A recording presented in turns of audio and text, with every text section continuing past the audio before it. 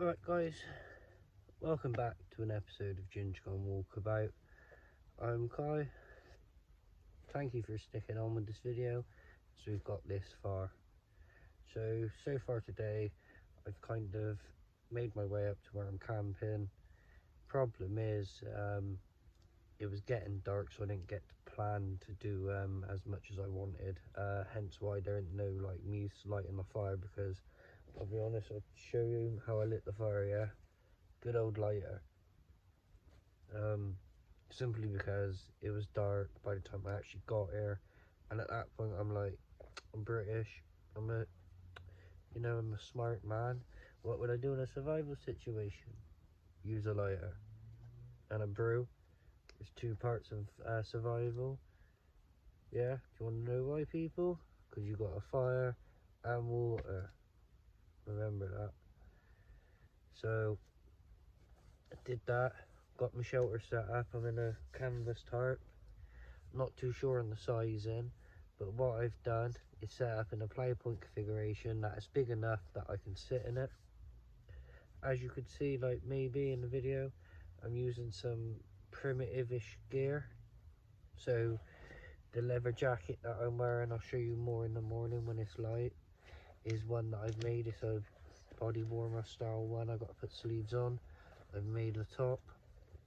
I'll show you it more in the morning. It's a t-shirt, got sleeves, two different colors. Use leather lace in the t-shirt along the sleeves, and sinew up in the shoulders on the jacket and up the sides of the shirt. Trousers again, made myself using again lace and sinew. Moccasins, side seam Eastern style, Eastern plain style, but they're inner side seam, so they're on the inner side. Again, handmade, did it all myself. The pack frame that I'm using, again, is one I made myself. I'll grab it for you. It's just a simple, so this is the top. Again, this is wrapped with an artificial sinew. And at the bottom, and it's the same on both sides. At the moment, I've just got an old rope that I'm using for the shoulder straps and waist straps. I am in the process of measuring it up because I want to do some proper leather ones. So keep that in the future. That is a good one to do. Someone got some twat of a wasp here just going nuts at me lamp, but anyway, I digress. So yeah, what you seen earlier is a video when I was doing the stick shaving, and that was out of my little leather pouch, and this is just filled with different pieces of stone. But the other one's down there.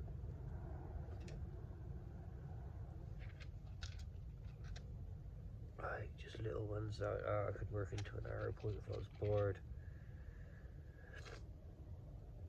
Right, that was a snap piece, as you can see. Bummered when that happened. Again, just another piece of stone. So when you're looking for stone, you're looking for like waxy, glassy, smooth, and does it discoidal fracture in the right places? Like there was something else I can't remember off the top of my head. So think like glass, like when you get a good piece of glass, you can fracture it in discoidal bits. So there you go, you can see.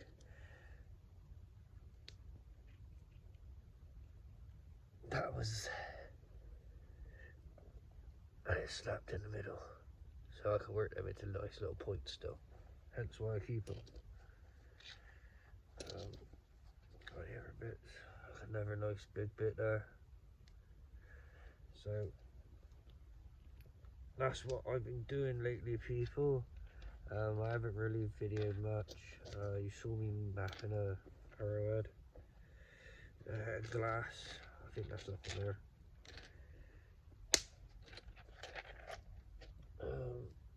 And this is my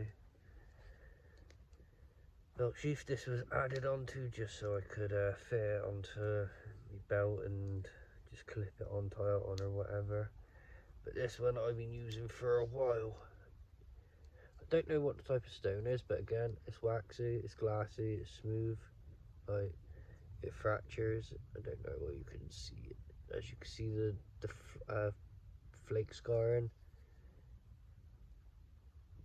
The teeth. It's put in there with pine pitch glue. Again, wrapped in a handle with leather. I've got to retouch up the leather with fat. But this is what I've been using.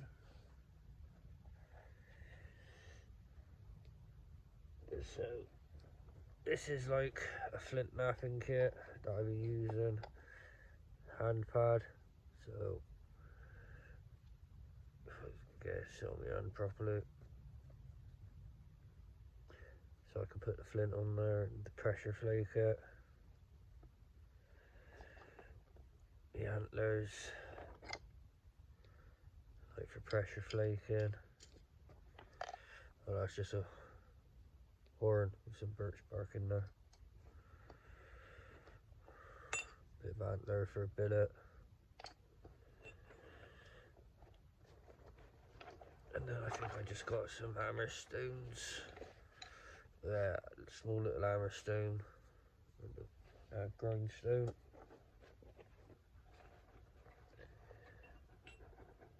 Oh yeah, just me stick with pine pitch glue on. We'll get into this in a minute. So yeah, like what you see me beating that stone within is actually this little club that I made. I don't know, it's like a club, but that's been good for just general little thick tool things that I've been doing. Oh, I'm trying to think, well, like getting into like some punk wood and things like that, I found that's been like very helpful. I haven't like obviously primitively hunted something with it or anything like that, but I've got to be careful with stuff like that because obviously UK look. Remember that. Another little thing I've done is made a little pitch knife. Give it a little leather sheath, little white leather. So that's all it is a little bi-faced point that I've made. Could do with a little bit of working on it, but it does the job. Yeah, it is a great big wasp on my bag now, but anyway. But yeah, it's got pine pitch resin glue for a handle. That flake only ends about out there. So this bit is just pine pitch glue and a bit of jute twine, basically, as a bit of a binding, and if I need to use it for anything, if I decided to put in a haft in or something like that, like a little handle or on a spear point, even if it was desperate for some reason. That's one of the ones I've made.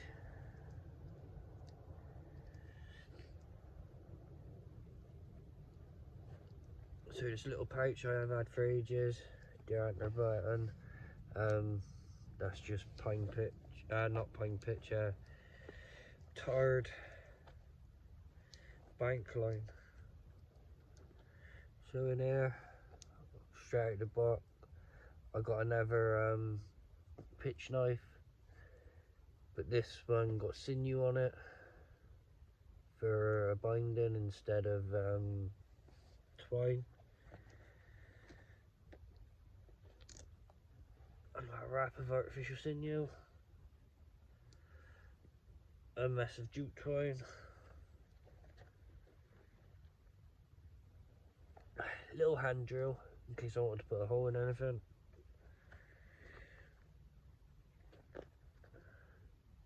So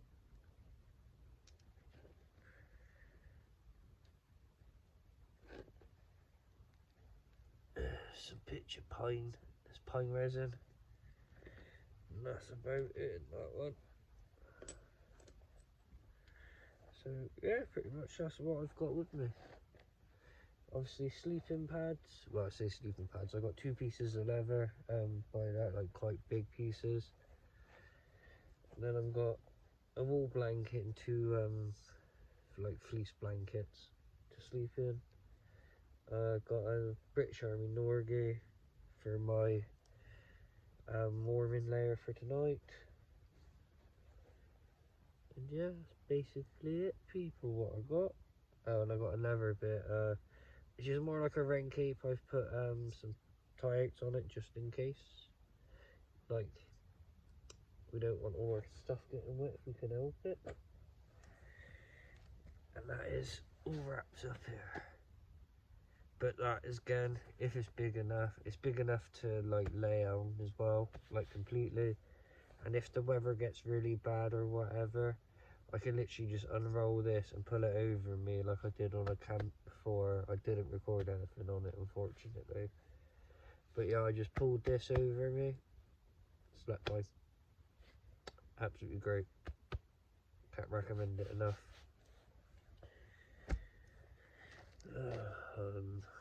Yeah, I've got my camp kettle because we ain't got nothing else to use at the moment. Bag of munchies at the moment. Gotta have some gummy bears, ain't you, people? And obviously I'll wait for my steak to cook, so I'll bring it back when that's done. So yeah, my steak's done. We're now going to use another stone flake.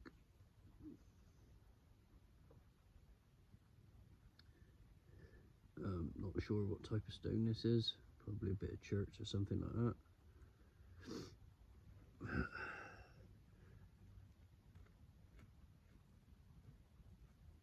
Shred straight into it pretty damn freshly. Nice and nice. Nice and lovely.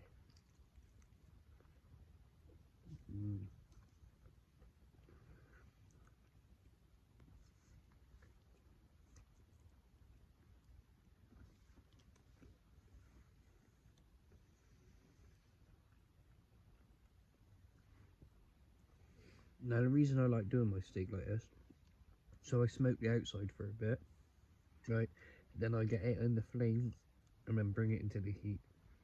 So I smoke it. So I've been smoking it with ash and oak in this woodland, so it gets a really nice coating and flavour to it. And I sear it like you would with a good steak. And I back it back off. And I just let it just cook in the heat slowly for ages. Perfect. So you get a nice searing and smoke to the outside, but all the insides are just perfect. Just melts in your mouth. Just melts in your mouth. Just great. So again, I just take me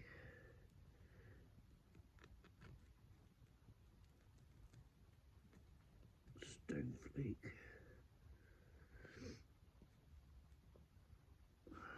Another beautiful bit of steak.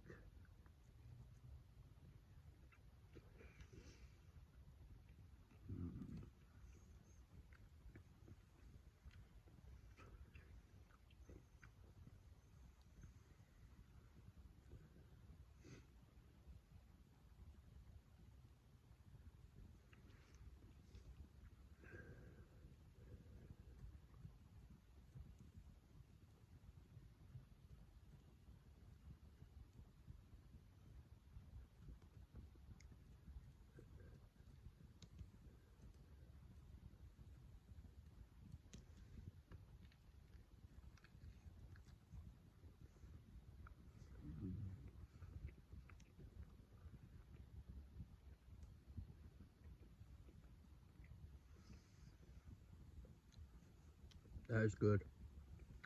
That is good. So I'm gonna eat this beauty, and I'll catch you in a minute. So this was the shelter I used last night. It's just a nice canvas tarp. I've got it set up as a plough point. In there, I've got a stick with a bit of leather just placed on top to protect the tarp a bit more. Just a nice thick rope. It's what I tie all my stuff to my pack frame. So this is the kit, that the stuff that I've made that I'm wearing. So I ended up going up to an actual upholstery factory and brought all the leather hides and everything else, because it worked out cheaper to go there and buy the hide and buy multiple hides than it did just to buy one in the city that I live, which is quite stupid really.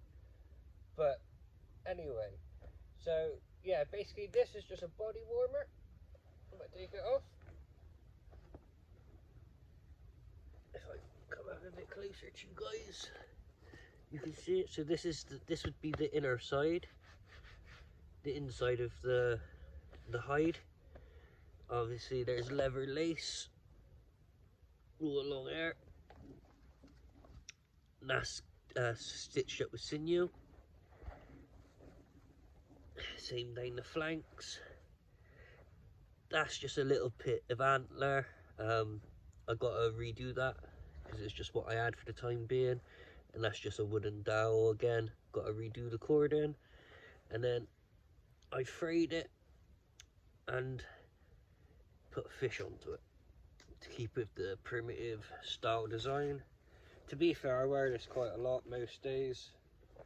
It's comfortable, water resistant, and it works well. So the t-shirt as well is one that I made. I can't remember the stain of this one. This is vintage tobacco, it's called. But this one I'm pretty sure was an old DFS hide that was stained for that. But it works, does the exact same. Because I find over where I'm to, it's hard to get all the like buckskin, even rawhide I find pretty hard to find. So I've just do what I can do in that respect, because obviously it'd be nice to make one of these out of an animal that I hunt, but where I got permission to hunt, that's going to be a lot of rabbit and squirrels just to make one jacket, never mind a full setup. So again, then it's stitched in with leather thong all along the shoulders and down the inside seam. I don't know if you can see it down there. It's done with sinew again. So my trousers then. Originally they were shorts, hence the tassels and everything else. I've lost a lot of weight since first making them, so I made them shorter, put some tassels in there, and then my head torch died and it ended up going all the way down into the back of my leg rather than straight down the side, but it is what it is, people. And then I added the legs again, leather lace down there and across onto the knees. Again, if I lift my foot up, my side seam moccasins based on Eastern Plains style, Native American. And then we got finally my belt, which is basically based on Ootsy the Iceman. So it's got a little pouch at the front that I put when we could put little bits and bobs in, and then it's just a simple wrap round, tie a knot underneath. So on here I got my knife. You can see the plastic clip, but that just makes it easier to take on and off, keeps it there. And on this side I got a sheepskin pouch, and with some natural fibres twisted up, and then some feathers, some beads on, big antler, leather lace, and that's just connected on with a big leather knot.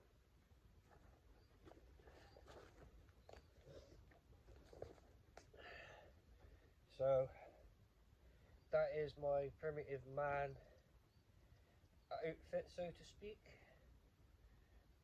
Working on more, might add sleeves to this, maybe a hooded section. We're just gonna experiment, people. But yeah, I'm gonna pack all this up because we are due it to rain soon, and yeah, you know the score, people. If I can help it, I'd rather not be saturated on my way home. But a lot of this stuff is water resistant. I've treated it with fats and waxes, like a mixture of it. and it does hold up pretty nicely. I have wore it out in the rain, tested it out a few times off camera, but I thought I'd bring you guys along so you can see all this beauty. And obviously my sleeping pads last night were literally just pieces of leather, like strip. One of them as long as me, another one about 2/3 of my body. I got my rain cape under there, which is basically just another piece of leather that is as long as I am, basically wide, and the same like it's about that wide. And all I do is to literally drape it over my pack. It kind of folds around me and keeps the water off all my kit. So I'm really happy with that as well. So we're going to get everything packed up before it rains. I might be able to show you my pack set up and it all tied up, but we'll go from there.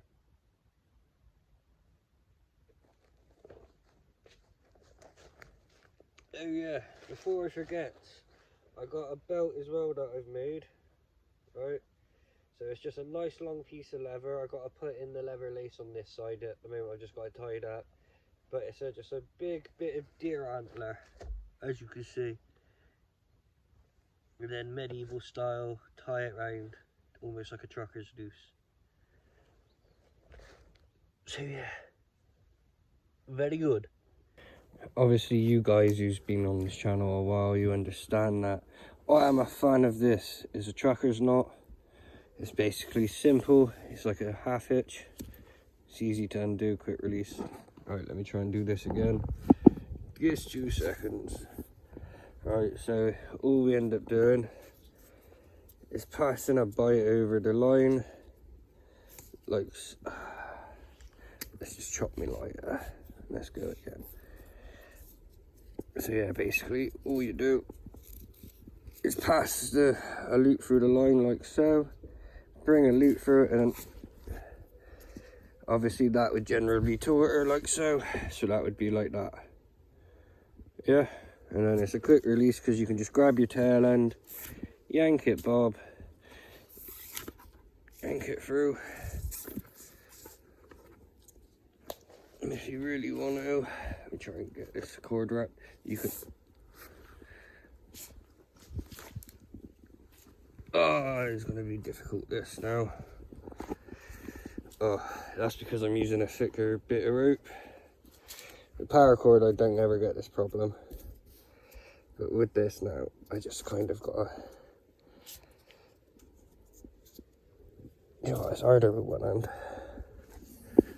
Pop it through like that, there we go. Yank him down like this. Normally I put a toggle through here, but when I did it last night, I didn't have any good pieces of wood.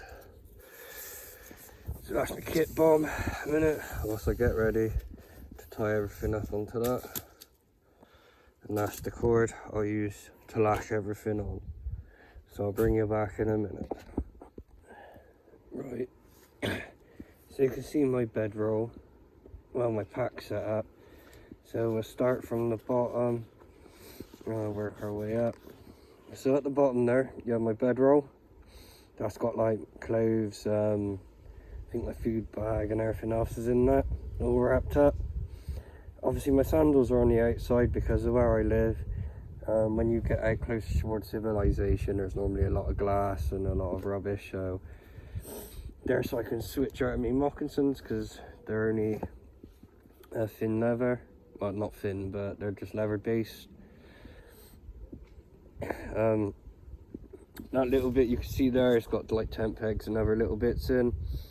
The one above it, the bigger leather wrap, has like my dry bag in there that has like electrics and stuff, like a torch lamp, bits and bobs like that. Can't remember what's quite in that one. Then on top, so this is basically a rain cape. It's tied to the tops for easy access. I can literally undo it and just tie it straight back on pretty much. Once it's undone, and then ignore the massive cord, but there we go, that's my tarp. So that'd be my back, and obviously that's that.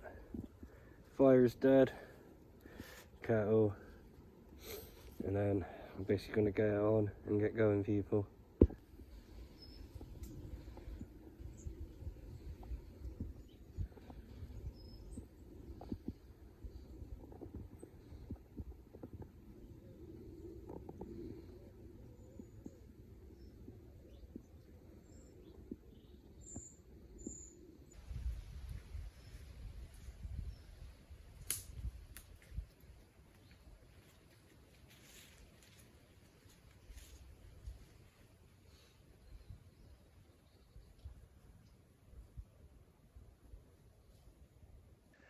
Right guys, that's basically it from me.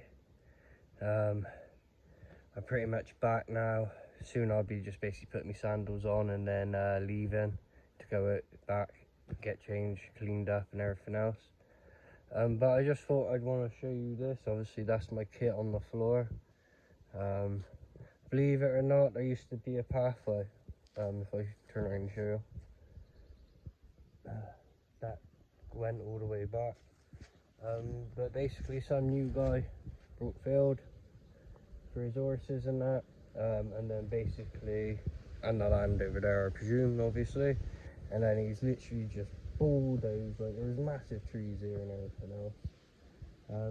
Stream used to run through all there, everything else, and then he's just literally just bulldozed right up through up into there. So all this used to be wild. I understand like it's his land and all the rest of it, but was there really any need of it?